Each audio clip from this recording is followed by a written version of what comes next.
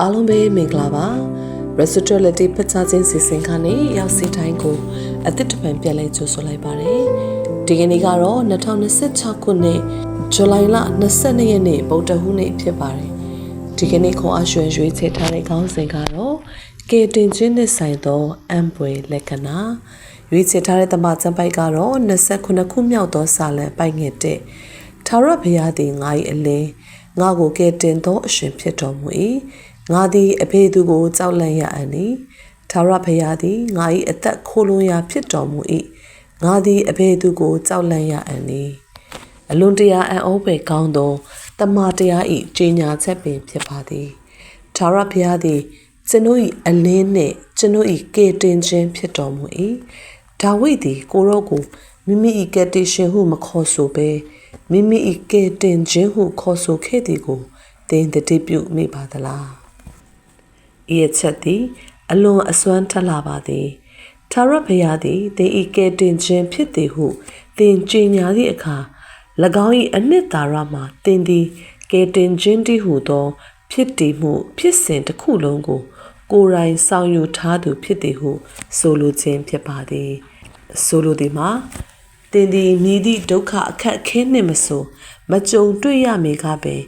သင်၌အဖြေရှိနှင့်ပြီးသားဖြစ်နေခြင်းဖြစ်ပါသည်မြည်သည့်အချက်တဲကိုမဆိုမဖြစ်ပြတ်မီကပင်သင်၌ကယ်တင်ခြင်းရှိသောကြောင့်အောင်ပွဲကိုရရှိပြီးသားဖြစ်ပါသည်ထာဝရဘုရားသည်သင်၏ကယ်တင်ခြင်းဖြစ်သောကြောင့်သင်သည်မြည်သည့်အခါမှအရှုံးသမားသူမဟုတ်သားကောင်ဖြစ်မသွားနိုင်ပါဒါဝိဒ်သည်ဤအချက်ကိုသိရှိသဖြင့်ဆက်လက်၍ထာဝရဘုရားသည်ငါအသက်ခိုးလွှမ်းရာဖြစ်တော်မူ၏ငါသည်အဘယ်သူကိုကြောက်လန့်ရအံ့နည်းဟုကြေညာခဲ့ခြင်းဖြစ်ပါသည်အမှန်စင်စစ်ကြောက်ရွံ့စရာအကြောင်းရင်းလုံးဝမရှိပါ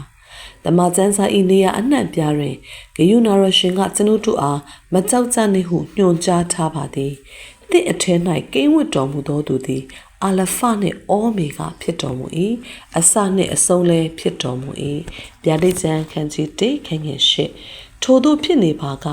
သင်သည်အဘဲကြောင့်ကြောက်ရွံ့နေရမည်နီလောကကြီးထဲ၌မိသည့်အရာများဖြစ်ပျက်နေပါစေဟေဘရဲဩဝါဒစာခန်းကြီး9ခန်းငယ်25တွင်ကိုရော့အားဖြင့်ဖျားသခင်ထံတော်သို့ချင်းကပ်တော်သူတို့ကိုအစဉ်အမြဲကဲ့တင်ခြင်းဟာတတ်နိုင်တော်မူ၏ဟုဆိုထားပါသည်သင်၏အသက်တာထဲ၌ကြောက်ရွံ့ခြင်းစိတ်ကိုဝင်ခွင့်မပြုပါနှင့်သင်၏ယုံကြည်ခြင်းထဲ၌ကြောက်ရွံ့ခြင်းကိုလာ၍မယောနှောပါစေနှင့်တစုံတစ်ယောက်ကသင်အားချင်းချောက်နေသလားသို့မဟုတ်ထိတ်လန့်အောင်ပြုလုပ်နေသလားစိုးရင်တုန်လှုပ်ခြင်းမရှိပါနှင့်သင်အသက်တာနှင့်ဆက်လင်း၍ကာကွယ်ဆောက်ရှောက်မည့်စီရင်ချက်အမိန့်တော်သည်အစဉ်သစ်ရှိနေပြီးသားဖြစ်ပါသည်သင်သည်ပျက်စီးခြင်းဘေးမှကယ်လွတ်ခွင့်ရရှိထားသူဖြစ်ပါသည်သင်သည်နာကျင်စေတတ်သောအရာသို့မဟုတ်ချီနှောင်တတ်သောအရာဟုသမျှတို့မှတီးတန့်ခွဲထုတ်ခြင်းခံရပြီးသူဖြစ်ပါသည်ဖျားသခင်၏သားတော်ကိုယုံကြည်သောသူအပေါင်းတို့သည်ပျက်စီးခြင်းသို့မရောက်ထာဝရအသက်ကိုရစေခြင်းဟာဖျားသခင်သည်မိမိ၌တပါးရီသောသားတော်ကိုစွန့်တော်မူသည့်တိုင်အောင်လောကီသားတို့ကိုချစ်တော်မူ၏ယောဟန်ခန်းကြီး3ခန်းငယ်16ဤတိနားလေခြင်းသည်သင်အားနေ့ရက်တိုင်း၌တက်ကြွရှင်လန်းသောအရှိန်အဟုန်ကိုပေးစွမ်းလိမ့်မည်ဖြစ်ပါသည်ဖျားသခင်သည်မင်္ဂလာရှိတော်မူစေတည်းဒီကနေ့အတွက်ထပ်၍လေ့လာရသမာကျမ်းပိုက်များကတော့ဟေရှာယအခန်းကြီး7ခန်းငယ်